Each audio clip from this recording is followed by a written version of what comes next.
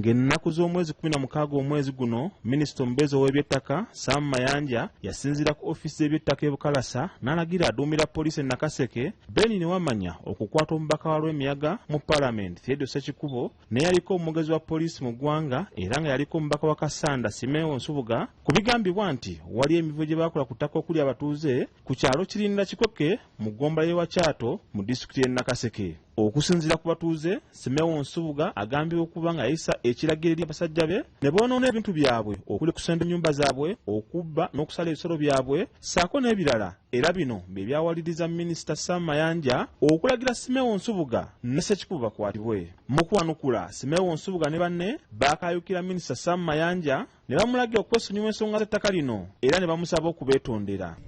Olaba Minisita Sam Mayanja mu nsonga eno ez'ogamba nti yatomedde. Sironyezebwa nga bw'ogambye kubanga wakati naye bw'onoonya Simeewo tulaga wala nnyo.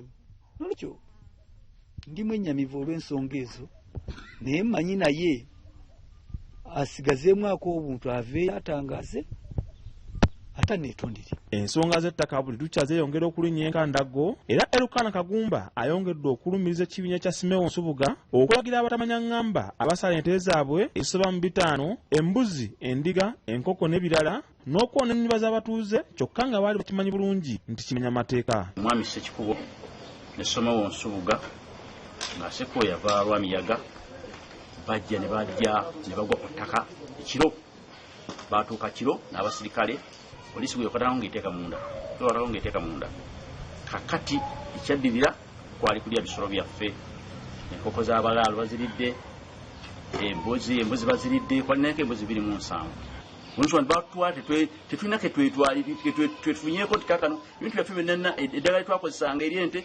balitwala omunyo gwe twakozesanga ogw'ente bagutwala seminti gwe nali nina eri agenda okuzimba awantu nga nnyongera ogenda nga nzimba kale 77 nazo bazitwala tetulina kintu twasigaza. Kagumba agamba nti alina ensala ya kkooti nga ya mwaka gwa 2008 nga kati ayagala omubaka Ssekikubo ne yaliko omusirikale Simeon Nsubuga bamulage ekiragiro kya kkooti ekibakkiriza ye kyayise effujjo ku bintu byabwe. Nene mukulu Ssekikubo mbadde nsaba alage kkooti order eyamuwa obuyinza obusobola okujja akwate ente zange azirye embuzi zange azirye ebimanyi nga agamenye abalala nga babasibe. Kagumba atulaze ekyapa kyagamba nti kikye era n'ategeeza nti ekibiina kya Simeon Nsubuga ekyapa kye balina kya Tulubalira special title kyokka nga nakyo agamba nti bakifuna mu ngeri y'amankwetu. Kino ekyapa kyatumye eggulo ekyapa kino nakifuna mu mwaka gwa 2022 ate sinza nakisookako ekyapa kino nakisiŋŋaana abaali baagulawo naye ate nze obubbi gye bumva nti ndi mubbi sitegeerayo okujjako nga mbawo be baaziba be bajja ne babba ebyange nga beerimbise tebaze kuyamba baana. Noonyereza ku bafere ebyapa batandikire ku Simeewo Nsubuga olw'ensonga banene beekweka mu basingibwa omusango ate okukomyawo ensonga z'okulwanira ettaka.